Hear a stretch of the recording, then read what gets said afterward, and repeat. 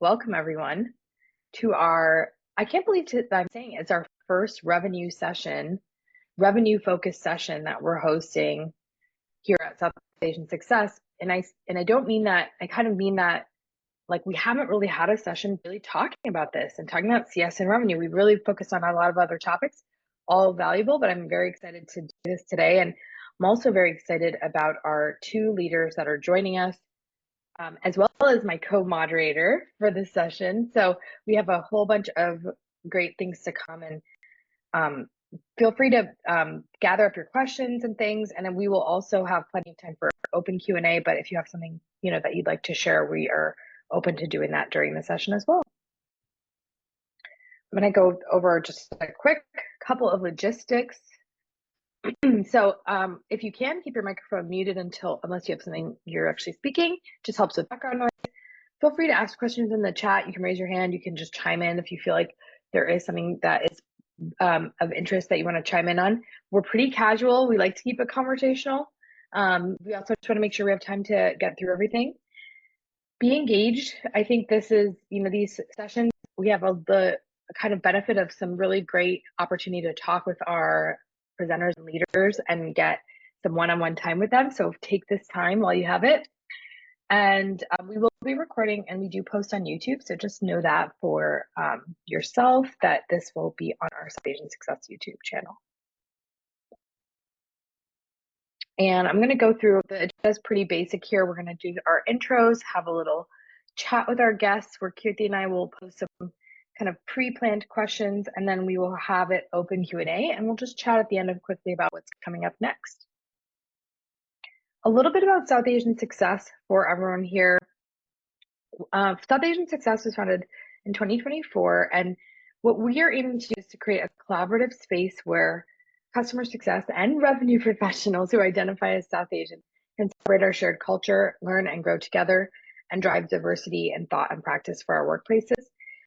We are a global community, so you will often notice in our calls that we have folks from around the world, and sometimes we don't because of our time zone. So we do our best to try to address the time zones that we can. Otherwise, we use our YouTube, we use our WhatsApp channel. There's a whole bunch of other places you can connect with us. So if you are interested in more, please do find out all about it. We have our website here linked below. Currently, South Asian Success is sponsored by Customer X Success, which is a consulting firm that I run. And it is focused on customer success and customer experience. Oh, my slides are going. Okay, so we have two fantastic guests here. We have Ejieme and Stephanie. I'm going to let them introduce themselves. But first of all, I put Ejieme first because I'm really excited to have our first really truly cross collaborative event as well with Success in Black. I'm going to call it that, Ejieme. Ejieme started Success in Black 5 years ago, something like that, right? I think you celebrated 5 years, right? So I feel like I really saw what she was doing and was so inspired by that and wanted to provide that same kind of experience for folks that identify as South Asian. And so that really, if I look back, that's one of the first things that inspired this journey for me and why we're here today. So thank you, Ejieme, for that.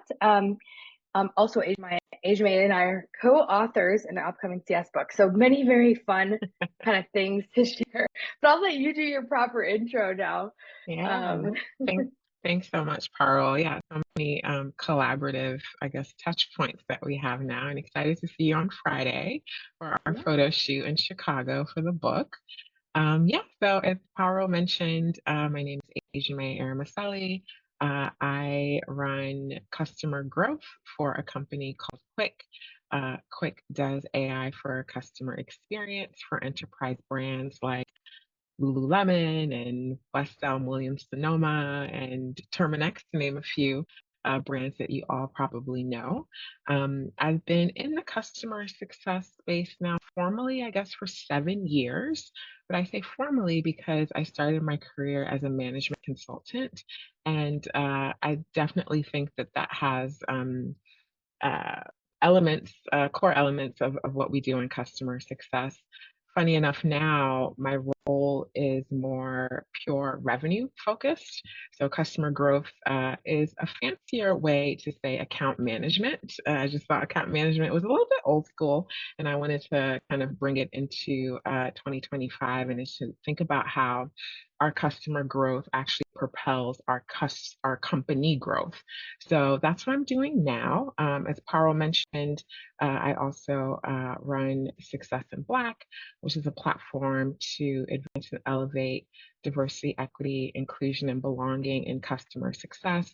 And we're really focused on doing that for Black talent. So for folks looking to enter the customer success world or looking to level up their careers.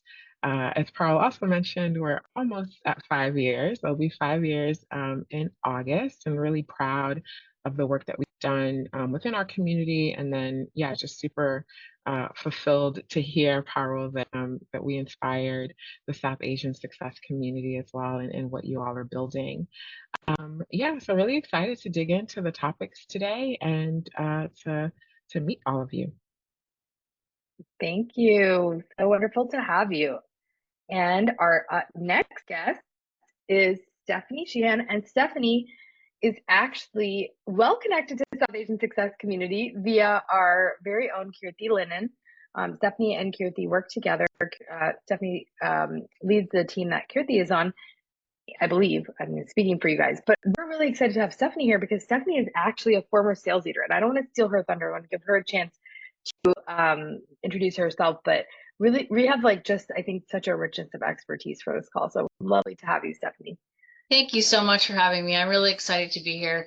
And I'd agree. I think it's going to be really cool to have kind of this intersection. I've been in medical device sales most of my career, and really kind of new to the journey in CS about 3 years ago, almost to the day actually. And it's just been a wonderful experience. And I work at a company called Lytics, and Kirthi, of course, works with me.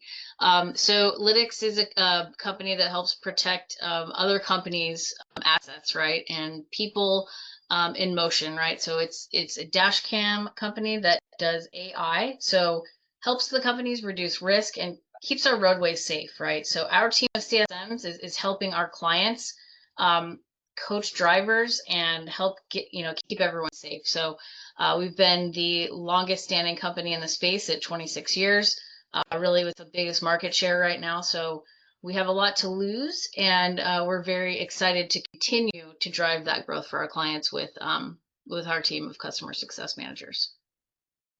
Yes, that is awesome to hear. And I have a personal connections to that industry, having worked also in the space for some time, but I always remember hearing great things about Lytics in the space. So wonderful to have you here, Stephanie, to join us. Thanks for having me. All right, everyone, we're going to kick off. I'm just going to unshare my slides so we can just make this a fun conversation here. We're going to start off, and I know you both shared a little bit about your personal journeys, but what we'd love to hear from both of you is kicking off by telling us a little bit about your journey. What brought you to CS? You know, what kind of led you to the career that you're in now? Can you give us a little bit of that path? And just, Ejieme, just because we started with you first, you want to answer first? Sure. So probably like many of us, it wasn't direct from college. I wanted to do customer success. When I graduated college, I'm going to age myself. Customer success didn't exist. So I didn't know that that was a field or an area that I wanted to be in.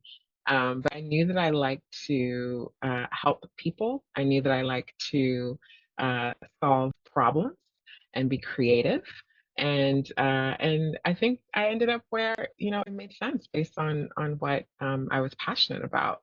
But right out of undergrad, I started in management consulting. I always like to tell the story of I'm a Nigerian, and so when you're a Nigerian kid, like you have like three job prospects. You're a lawyer, a doctor, or engineer. And I know, Parul, you can probably relate to as a South Asian. I think we probably have similarities in terms of the cultural expectations around what success means and looks like in terms of professional careers. And so I started out pre-med, and so I, wanted to be a doctor. And then I decided that I didn't want to, and I didn't know what to do. So I was an econ major at NYU. I was like, what can I do with an economics degree? Having no clue. Fast forward, I got exposed to what management consulting was, and I was like, that sounds interesting. I get to travel. sign me up.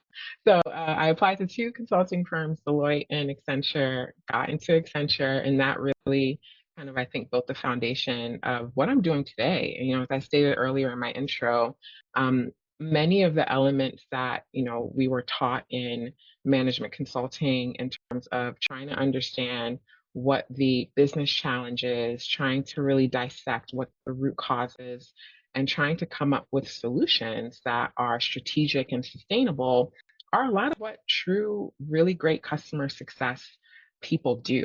And so I'm glad I had that kind of training ground and that foundation. After about a decade in management consulting, I realized that I actually wanted to do the work, not talk about and pontificate about the work. And so I got a really amazing opportunity with the New York Times. They were going through a transition. Their business model was evolving from being advertising revenue based to subscription revenue based. And so they brought a team of folks in. I was one of the folks to really help reimagine what a subscriber first experience meant, but from an operational perspective, right? So what does that mean for the teams, the structure, the metrics, and the process? And so I came in, and it was a really exciting and fun role. Still love the brand of the New York Times and what they do for the world.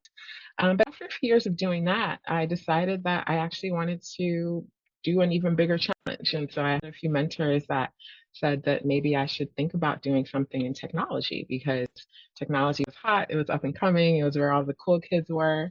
And so I said, great, sure, I'll do something in tech, but I had no idea what to do in tech. I didn't necessarily want to do pure sales. I wasn't very product, I guess, traditional kind of like product oriented. And then I discovered customer success. And I was like, wow, this is actually very much in line with what I was doing earlier in my career. And I still get to work with people, still get to solve challenges, still get to help people in terms of being a leader, but also helping our clients and our customers achieve their outcomes. And so it was the perfect fit. And I was really able to kind of apply those transferable skills from my time in consulting to what we do in SaaS. And so that's kind of how I ended up where I am. And then I guess in terms of the revenue ownership piece, I know before the webinar started, officially we were talking about, now of course CS teams are being asked to own revenue. I very early decided that just for my own, what I like to call professional paranoia, that I wanted to be more directly aligned to the top, the top of the line. And so I said, you know what? We should own revenue, and we being collective we. So not necessarily my CSMs, but I wanted to actually stand up an organization that could. And so I stood up an account management function that owned revenue. So that still kind of meant that I, as the leader of that org, owned revenue. And so we can get into, I know, Stephanie, you're just starting this journey. We can get into kind of like what some of the criteria that I used in terms of designating, okay, this should be a separate team as opposed to the CSM specifically. But yeah, that's a little bit about my professional journey to where I am today. Yeah, I'd actually really love to hear more about that, to be honest. Because as you were telling me that before it came on, I was like, oh, I'd like to hear more how they decided that, because you often wonder, like, does it fit, right? And Kirthi could probably attest, like, does it fit today? And I think the answer is yes. And I think, I'll just kind of rewind back to my whole story, but we'll talk more about like what fits, what doesn't, and how it relates back to the revenue piece. So I would love to get into that with you. So just to go back from where I started, and I'll date myself as well. CS did not exist at all by the time I got out of college, and really, so I decided I want to be a lawyer. Did not end up going that route. I did all the pre-work and all the things, and then I decided nope. And so really, like, my whole career, I've ended up in medical sales. So what that means is I found myself in operating rooms with doctors and surgeons, having them use my product. And so that was a really intense job. It was a super fun and rewarding job, though. And every single day that I sit in this seat as a CS leader, I draw from that experience. And the reason is it's that problem solving thing, and it's also helping the clients achieve the outcomes. And in the case of my former career, it's helping the doctors achieve patient outcomes. And so it definitely is relatable. And you just draw from that former experience. And that's always one of the biggest lessons I took away from changing careers like that was you don't start from scratch, you start from experience. I know that's an old cliche, but it's absolutely true. And so, just this past year, I began leading the department, whereas before I was managing a smaller team, and I've just loved being able to have a higher level view of impact and influence for the organization, right? And helping to lead off the idea of revenue for the CS team that really didn't exist before. So it's a new journey for us, and it's a new journey for a lot of people that we work with. And trying to get that mindset shift right into that idea of revenue generation and retention. So, but much like you, I think the other piece of that I was having a light bulb when you're speaking is just the problem solving, helping people, and like I said, helping them achieve their outcomes. And that's going to be more about what we talk about later, I think, too, is what our actual job is here. But that's why I feel, and I say often, I feel like I found my home in customer success, because you could take all of those elements and put it together and draw from them as you go every day. I love that. And in both of your stories, I think there's a really interesting thread of going from CS to go to market and from go to market to CS.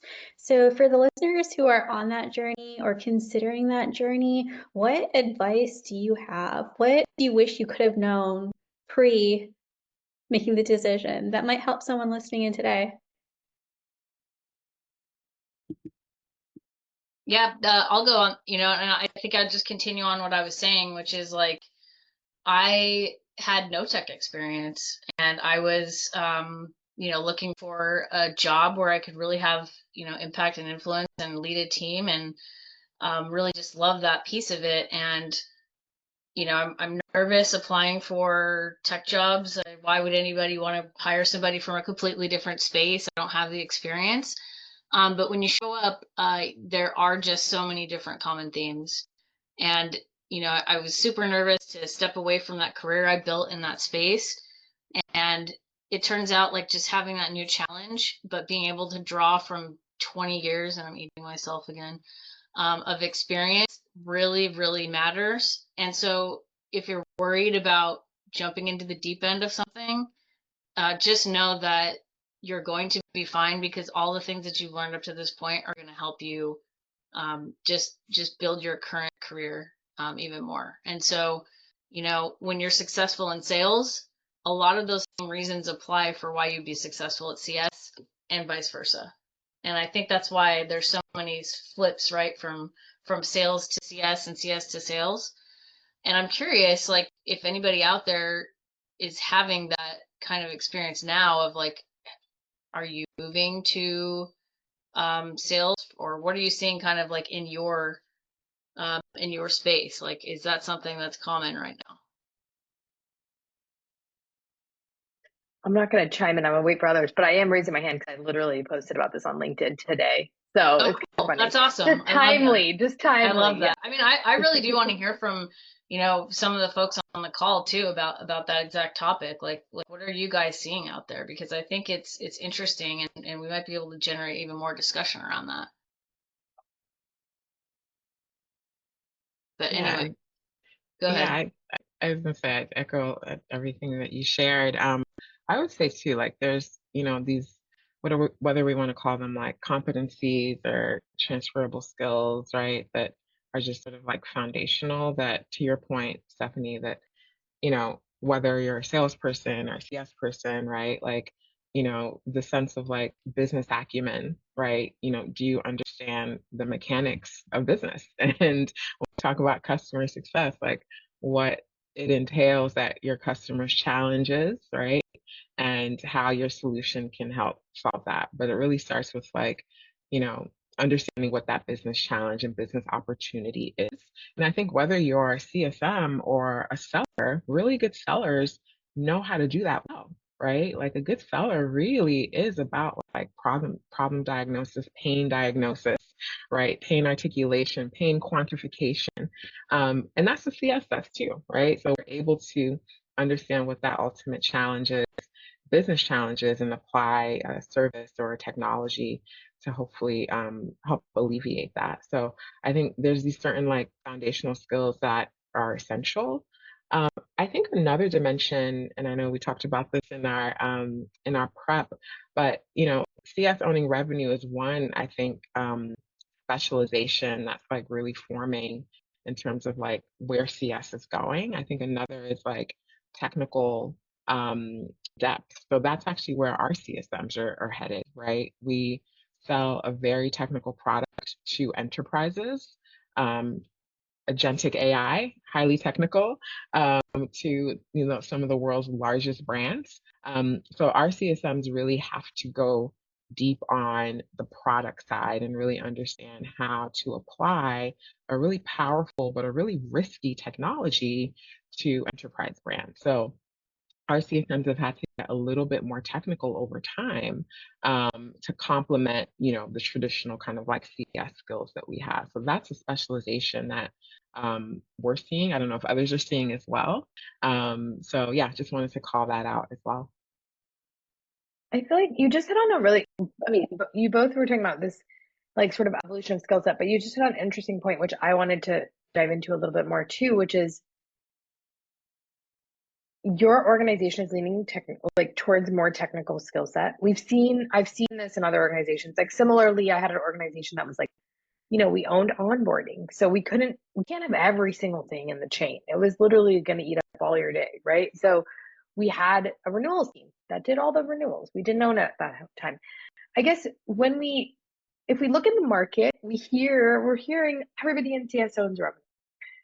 What is your sentiment on that statement? And I mean, I think that statement can mean many things. That's why I'm kind of putting it out there a little generally for y'all. But like, what do you think about that? Because you know, your experience may vary. I'm kind of just curious. How do we feel about these sentiments? Because I feel like it permeates the whole vibe that we're in right now. Yeah. I mean, I think what we're seeing is an effect of like the macro environment we're in SaaS right now, right? Like profitable, sustainable growth is the name of the game. You know, past 3 to 4 years, tech companies have been massive layoffs, right? Like we need to be way more efficient. And I think you're seeing the effects of that now. CS is having to justify our existence, right? We're having to say, no, no, no, don't lay off the whole CS team. Like we're driving revenue, right? Like we're revenue. I feel like that's like a natural evolution of like, yeah, we have to justify like how we're contributing to the top line. Because if we're not, then we're a cost center. What happens to cost centers? It's a race to the bottom to try to get lower costs. And so, yes, I think at the end of the day, we all CS, like we all believe that like CS done well, like grows the top line. But I think like what we're seeing now of like this echo chamber of like CS needs to be commercial, CS needs to own revenue is because we have to fortunately or fortunately, maybe this is a reckoning that like needed to happen all along, is like we need to directly show how this team, this mindset, this organization directly contributes to the top line. And so I, of course, believe that, but we need to prove that to our CROs. We need to prove that to our chief customer officers, our CEOs, our board members, right? Even our customers, right? Our customers are like, wait, what am I paying for here? So we have to prove that to all of those stakeholders. So I think that's why we're seeing this like kind of like, you know, resurgence of yeah, CS needs to be more commercial because like yeah, SaaS is tough, right? If we look at like SaaS growth rates for the past like year or two, like yeah, as an industry we're challenged. There's so much SaaS. There's so many competitors, right? So the ones that are going to survive are the ones that are really efficient and really have a clear understanding of who are all the functions that are contributing to the top line. No, that's super accurate. And I think when you said, you know, we're not a nice to have, we're a need to have. And when you say we have to justify our position, like that's kind of how it feels as time goes on, right? When I said we were the market leader, right? We are the market leader, but what happens to the market leader? You have every single competitor coming after you constantly, right? So that's the part that's hard. And I can see a shift from even the 3 years that I've been here and the focus on revenue so much more for our team. Like even before it's official, right? This year it was official, but even before that, just seen that slow kind of roll into like, okay, we need to start caring about this, but we need to understand it first, right? And I think that's where part of the hard part is like people get scared about that, about the idea of like revenue. Oh, I don't want to be a salesperson. I don't want to be a salesperson, but we have to think about it, because guess what? Most of the day you're driving the revenue or retaining it, whether you think you're doing it or not. Like that's really, you probably do it without even thinking about it if you're a CSM. I mean, if we're honest, now that you guys made me think about this, every single function in the business has to prove their impact on the bottom line, frankly speaking. So we are no different, right? And so I think for a long time we struggled with maybe just like how we actually could address that and actually share that. And I know metrics have evolved like a long way. But anyways, I think you guys hit the nail on the head. It's like, we're not doing it now, we become a cost center and we're expendable, right? My wish would be is that every department that touches anything about the client, which is every department, has a stake in NRR and is part of their metrics too. You know, like you talk about churn, you talk about all these things, we talk about, you know, counts of risk and all these things, and you have all these cross-functional meetings, but when there's one or two teams only that are responsible for that, and it drives their bonuses and everything like that, there's that feeling that I just wish this other person who also plays a role in that number is responsible for it too, you know, with their bonuses. Kirthi, what do you think? That's in your future. Sorry, go ahead. Go ahead, Kirthi. Any questions for our group here? Yeah. So with this new focus on revenue or the other path, which we're also seeing, you know, I see roles, customer success engineer, roles that are more technical and arguably just as important. What are skill sets that would be really valuable for either pathway? Do you see those as like separate pathways? Do you see them as interwoven? What kind of mindset do you really see as leading someone to be successful in either type of role?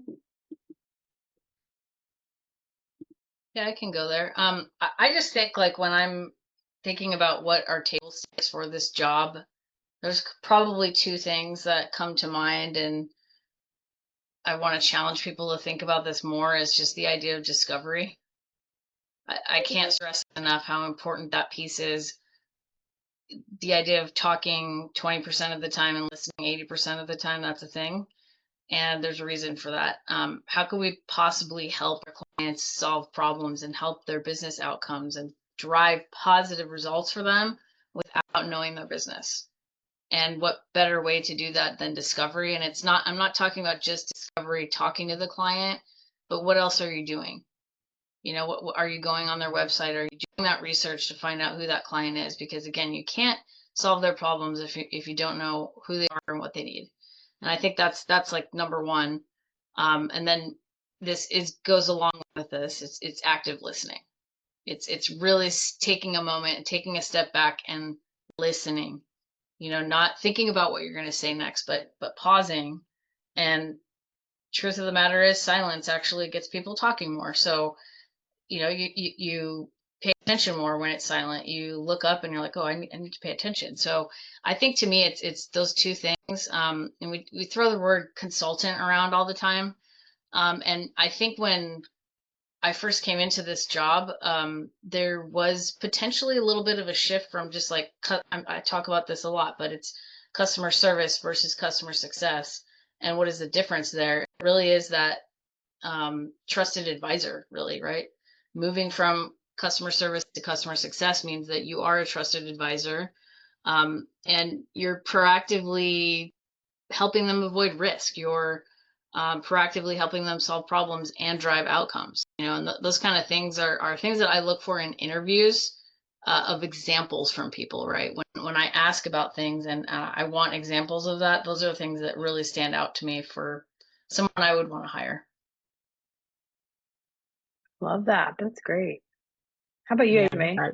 I would echo that. I am an ex-consultant, so I love 2x2 matrices. And so for me, and you hit the nail on the head, Stephanie, of strategic and proactive, right? Like, if you have that, strategic versus transactional, and proactive versus reactive on a 2x2. Customer service is transactional and reactive. You sold me something and I have this issue and I need help with it, right? Versus true customer success is strategic and proactive. So, how can we start moving in that direction? And back to your question, Kirthi, how do we start to understand what are the skills that are needed there? I go back to kind of a core competency, which is like business acumen. Do you know like what the mechanics of your customers, businesses are? And do you know how typically your solution will help solve that challenge? I think on the proactive side, it can be challenging as, you have a lot of customers perhaps that you have to service. Like how do you still kind of maintain a level of proactiveness? And that's where I think like an up and coming competency that I'm hiring right now. I'm asking folks, how are they using AI strategically, and how are they using AI to save their time? Like, historically, CS has had some component to reactivity, right? Ideally, it's sort of like an 80-20. You're 80% proactive, and then 20% like leave room to all the things that inevitably happen. But it's now that we have these amazing tools, like, and in our quiver, right? Like, how do we make sure that we're actually leveraging them to free up our time so that we have more space to truly be proactive? And how do we use it to actually be proactive, right? Like, are we setting up the right type of infrastructure where you can have AI read a 10K? I just did that. I have a big customer that we're going to go see in Vancouver in a few days, and they just had their quarterly earnings report. Their stock price tanked, and I was like, "Whoa, what's going on?" So guess who helped me?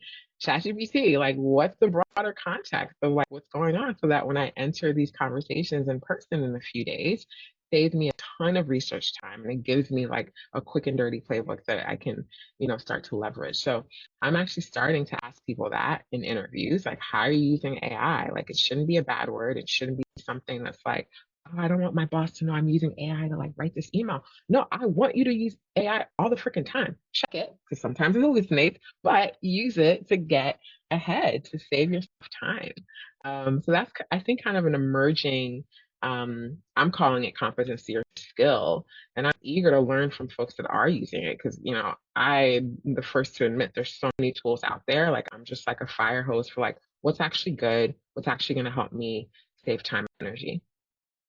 I love You reminded me, like, I should do that. Today I was like searching around to see how big this potential customer was. And I was Yeah. like, Google, and I didn't believe it. And I LinkedIn, and I didn't believe it. And I'm like, what? Like, because Yeah. do you update your LinkedIn? Anyway, that was a separate. Do you update your company LinkedIn? I don't know if people do. I'm gonna pivot. I want to pivot on this last topic because I think you guys shared some awesome skills. How do you train or enable your teams? Like, give us tools, techniques, like some real stuff that you're doing to maybe learn how to do discovery well, or to learn, how to have those tough conversations if they've never had them. What are some of the tools and techniques? And I'll you could say share. AI. Use AI. No. Yeah. I mean, there's still stuff that they like, it's just, I think, foundational that like, AI can help with. But one of the things I like to do, again, preparing for this big customer meeting, and we've got a whole day of workshops and all of that, and different segments of the day. And we've got all this material we're putting together, and I'm reviewing like 12 presentations, and I'm like, what's the what, the so what, and the now what? Right? Like, so a good example, we have an executive lunch. And so it's like, okay, these executives are gonna come in for an hour. We have all these different things that we can show them. And I'm like, at the end of the day, like, what are we talking about? Why does it matter? And what do we want them to do about it? Right? Especially when you're talking to executives, especially when you're talking to busy people. Again, I think this is sort of like a business acumen level skill, but distilling down tons of information, tons of context into the things that truly matter, and then action, like what is the action that you want someone to take on that? So I think it's a simple framework. This is something that I'm constantly reinforcing with my team. We always want to talk about like, oh, executive access. Like we want to talk to the executives, and then we talk to them, and then we're like, we don't want to waste their time, right? We want to make sure that we can inspire confidence in them when we do finally meet them. So that's one kind of thing that is just top of mind because we're talking about it right now. So the kind of like what, so what, and now what framework. I'm not laughing at you. I'm laughing at my allergies. I saw you kind of I saw you sneezing. Bless you. Thank you. Sorry. Sorry. I was like, I'm not laughing. I'm laughing at myself. Okay. Stephanie, thank you for starting. I've been just putting that in the chat, Ejieme. I think that's like an awesome, simple framework to follow. Yeah, I love that. That's really great. I think you're right though about getting into a room with executives. Like you escalate things, and then when you finally get to the right person, you have the right information and the right ask. I think that's a really great point.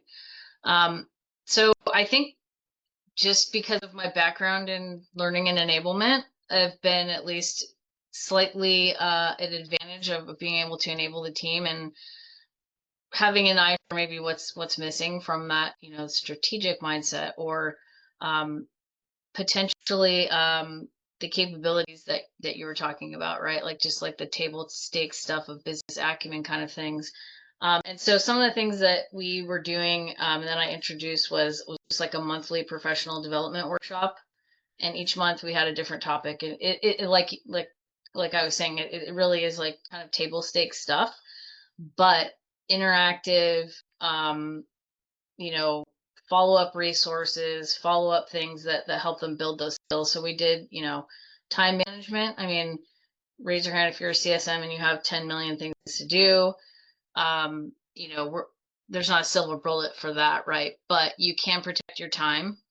And so that was a big one. And presentation skills, right? Again, table stakes, but it doesn't hurt to practice ever. And learn some tips and tricks for how to build an amazing, impactful presentation, right? And a big one was also project management. So really like polling the people on what they want, but also understanding what's missing from your team and building out kind of like a calendar to address those things over time was it was a pretty impactful year to get some of that stuff across the board. And then as we come into this idea of revenue this year, so we're actually introducing for the first time this week on my team this idea of the internal QBR. Do you do this? I used to do them a long time ago. I love them. Sorry, Ejieme, do you? I'd love to hear if you do them. Yeah. Yeah. I guess what is it? What do you mean by internal? So like I mean, we do account planning, which is I think probably what maybe similar. It could be similar. Yep. So I'm arranged for my whole team to come in and really deliver a 45-minute presentation on their portfolio. And it's really highlighting their accounts, the themes they're seeing. So it speaks to a lot of the things that you're talking about, like the so what and how what. Sorry, I forgot already. What is it? The what, so what, now what? What, so what, how, now what? Okay, yeah. So it really is addressing all those things, though. So I'm challenging the team to put together this pretty robust presentation, and they've never done anything like that before. But it's really taking things, I think, a layer deeper.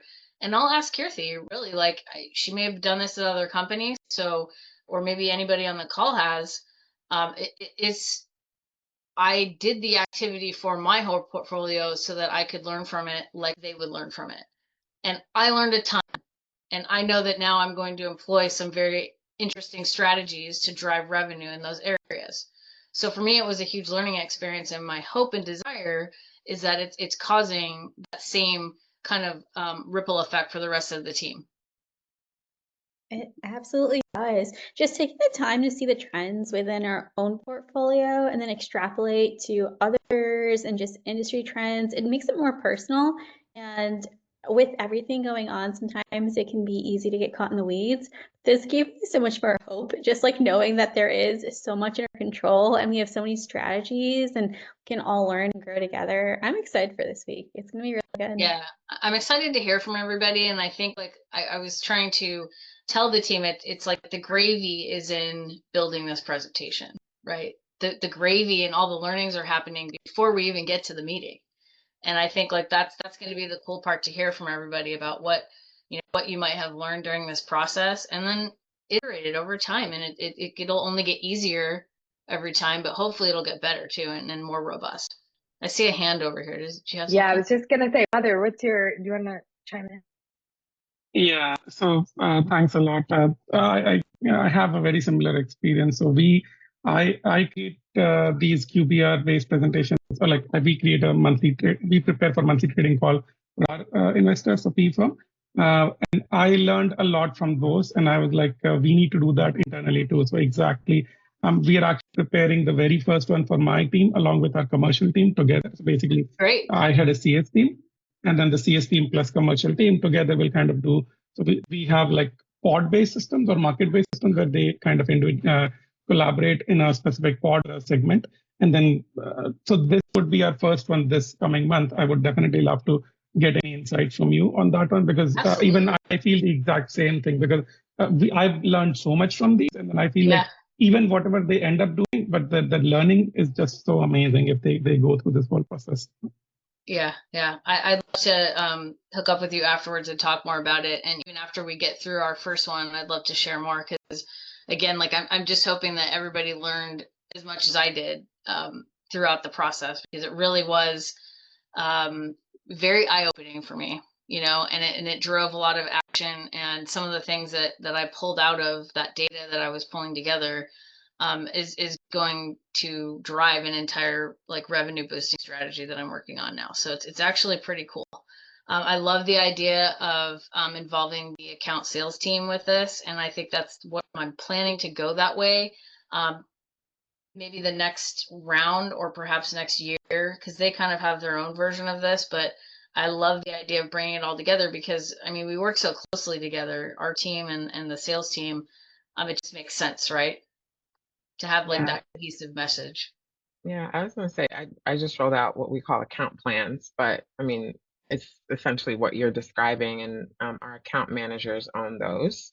But it's in collaboration with our CS team, and the meeting where it actually is presented, it's all of our post-acquisition team. So we have our account managers who own retention and expansion, CSM, and then our two professional services leads. We have AI engineering leads and then implementation team. So it's essentially the entire, we call them an account team that is present. And the AM owns it. And we document next steps and actions that come out of it. But it's essentially an internal QBR of like, what is the state of this business? What are the risks that we are identifying? What are the major initiatives or projects that we have in flight? What are we trying to advance with them? And like, what do all of the different leads that are represented, like, what do you have to do to make sure that we're achieving those? So yeah, super valuable way to kind of get internal teams aligned. Think about how much value. Yeah. Oh, I was gonna say, think about how much value you can drive in. Like, I think even if I think about like where you need to advocate for something, right? Those are the conversations that people need to be a part of so that you can advocate for it.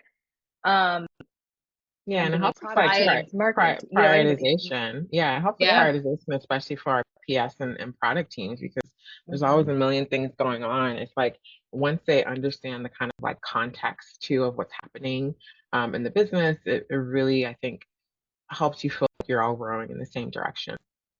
Yeah. We have a question in the chat for you guys, or maybe Steffi a little bit for you, but I think for both. The process she said is great.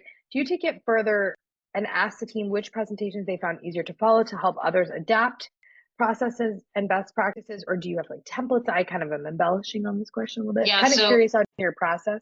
Yeah, given this was really like the first pass at this, like at the company, I built the deck myself and kind of piece by piece, and I made a template and instructions for everybody and kind of get some idea starters in there. So as you can imagine, people are a little bit nervous about this, right? Like we're having our VP come in for the presentation and have some cross-functional partners in the room with us.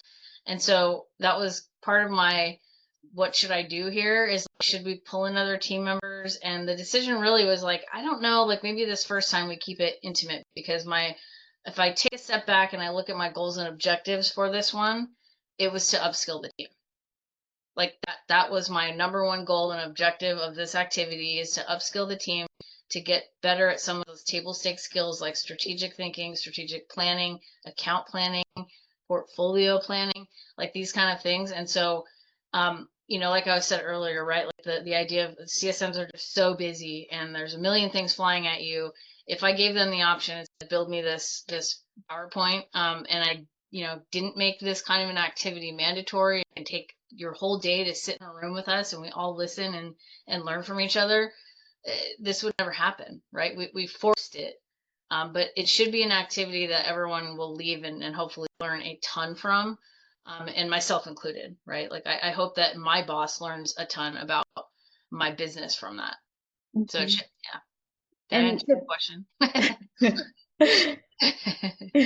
And to build off of that, as someone who recently, used Steph's template, it was really nice because it was my first internal QBR to have what it should look like, what success is.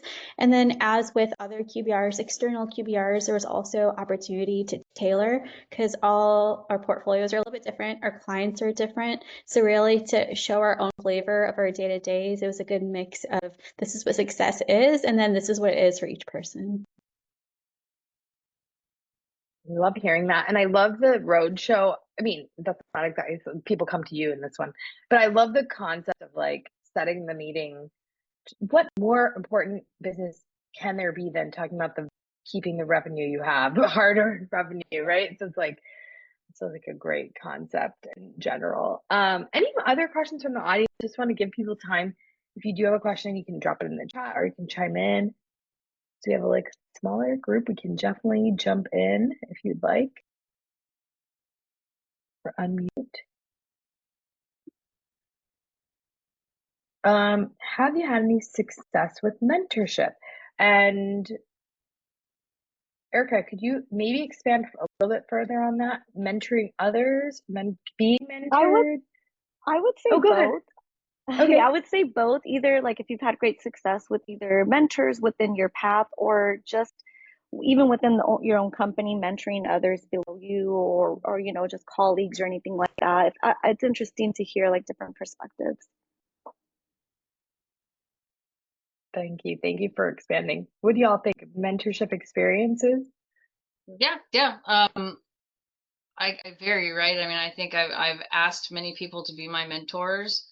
I've had a couple of people, I've been a mentor to a couple of different people, and I think maybe Erica, since she is in the kind of enablement space for clients, maybe she's thinking of enablement style things or mentorship, but I'm thinking like there's always guidance and what you should say or do with your mentor or how you should respond. But I think the one thing that I always look for when I'm choosing someone who I want to be my mentor is what do they have something that I want, like like in terms of charisma or something like that. Like maybe they're a really good speaker and I would love to learn more about how they do that, or they're just really confident and they have this executive presence and maybe I don't. And so I would like to learn from them. But really, I think the key to a really great mentorship mentee relationship is like you're learning from each other, like you really should be able to give and take both ways. And I think like one of the best advice anybody could give for anyone who's looking to meet with a mentor for the first time is just come prepared, and not just show up and be like, let me pick your brain. Have a very specific schedule and things like that. But I think it's a big HR thing of driving a mentorship program at your company is tough.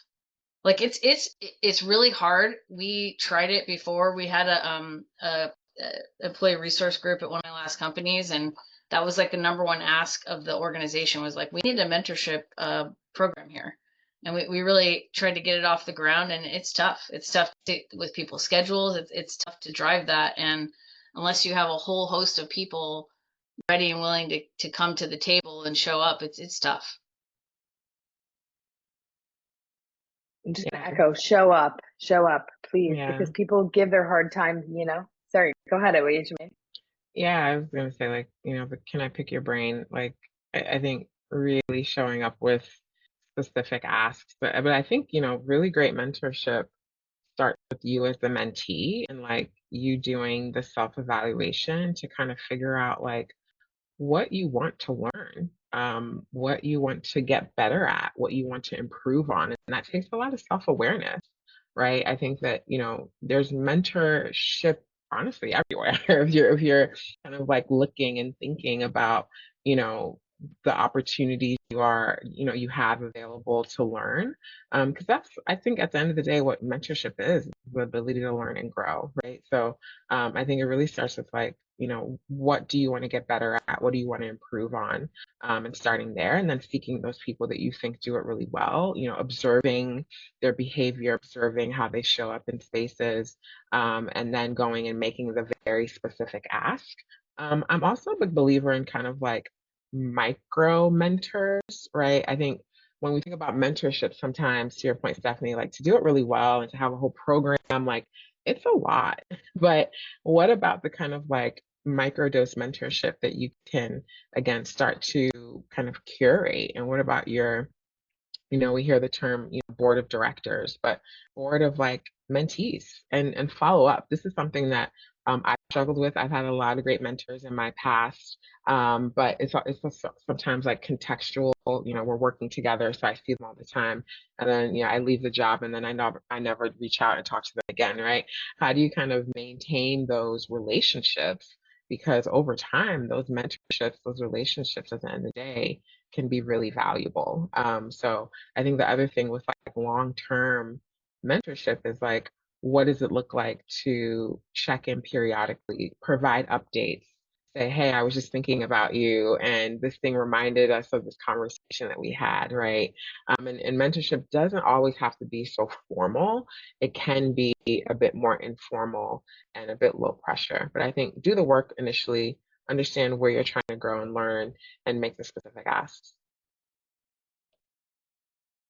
I love that. I plugged our South Asian Success Mentorship Program in the chat just because we just launched it. But I think what you guys spoke to is really important because when I actually reached out to some folks to say, hey, would you like to be a mentor? Would you like to join the program? They're like, I'm a little concerned because the last time I did this, my experience wasn't so great. And I do think there's a lot of responsibility on the part of the mentee to provide some context. And I think there's also a really important responsibility on the top part of the mentor and the mentee to show up. And Kirthi and I like launched this together. We're kind of trying to focus on ways to do that. And that's not like a revenue conversation, but I think in the context of learning a new skill, I would encourage you if you are somebody like, hey, revenue is something that scares me. I'm reluctant or it's not an area that I feel comfortable. This can be a wonderful way to connect with someone that has experience to learn and grow from, right? So not that we're going to take that path, but we took it. Okay, we have a couple of minutes left. I want to be respectful of everyone's time. Thank you for the great questions. Any other last questions from our group, or Kirthi, if you have any last questions for our group here? One last question, if there's nobody else. I've been so curious with the shift industry-wide towards revenue and like you were saying, Ejieme, really like quantifying the impact of everything we do as leaders who own departments and have, high stakes in this. How have you changed how you present the value of your teams to your leadership? Like what counts, what matters most, and where are the folks at the top really honed in at? Yeah, the one thing, so I just returned from a few years of being GM of EMEA, where it's a whole webinar topic in and of itself, but I really wanted to take a customer-led growth approach to growing in these new markets. And one of the things I really focused on was advocacy, customer advocacy, right? So we already had some big customer names like Nespresso and Volvo in the region, which was amazing. And they were doing some pretty decent work. My first order of business was starting to measure what type of advocacy can we get our existing customers to do to help us build new pipeline of customers that look like them, because the likelihood then of us winning those deals, getting them stood up successfully was a lot greater. So I think CS sometimes, and maybe CS doesn't always own advocacy. Sometimes you have a customer marketing team and all of that. But one of the ones, I mean, everyone talks about NRR and all of that, but I think one of the kind of like sleeper metrics is what is your customer advocacy rate? Or advocacy penetration, right? How many of your customers can truly advocate for you? And you can measure advocacy in different ways, right? It doesn't always have to be like a formal case study. It can be a customer reference call. It can be a webinar. It can be, hey, just like and post and retweet some more content, whatever it is. Are you measuring customer advocacy? Because that is free marketing. Marketing is really, really expensive. To land a new customer is really, really expensive. That's why we say retention is the cheapest form of revenue. So how do you also then think about how your existing customers can help boost your pipeline and your top line, which every CEO, every chief revenue officer is going to listen when you start talking about that. So I think CS leaders should start to think about advocacy as a quantifiable metric. CFQOs are a thing, track and measure that as well. I think that that's one that like doesn't often get talked about. I love that. I would love to pick your brain on that one. Not to use my word earlier, but I'd love to talk about that a little bit more. Something that I recently started looking at, and really it's because we recently have a flood of new products coming out, is just beta adoption and really penetration, right? Like, what are we doing? And also, the mix of clients with new and old technology. So boosting CSMs and boosting sales teams that are working together to get that mix of new technology up, right? And so trying to highlight those kind of things and best practices around that has been something that's been a new thing for me. I think just because of our current environment with all the new products and stuff, we just have to do that. Yeah, that is so, I mean, that's like where I live right now because I'm in a very early stage company and adoption and things like that. Mm-hmm. That really shows you what people are using. And we haven't even got to advocates yet, but I'm putting this in my bank for later because customer advocacy, rate. I feel like this is, you said something, Ejieme, that like made me think, and I said this, I was at Pulse last week and I said this to people, like, I sometimes think we also in CS need to just change how we talk about the things that we commonly talk about. We talk about advocates all the time, but do we talk about the percentage of our customer that are advocates, right? Like, so let's start talking hard numbers, convert what we do in CS to numbers that other people can relate to. I even like dug into like, retention rate, like, oh, I have a 98% retention rate.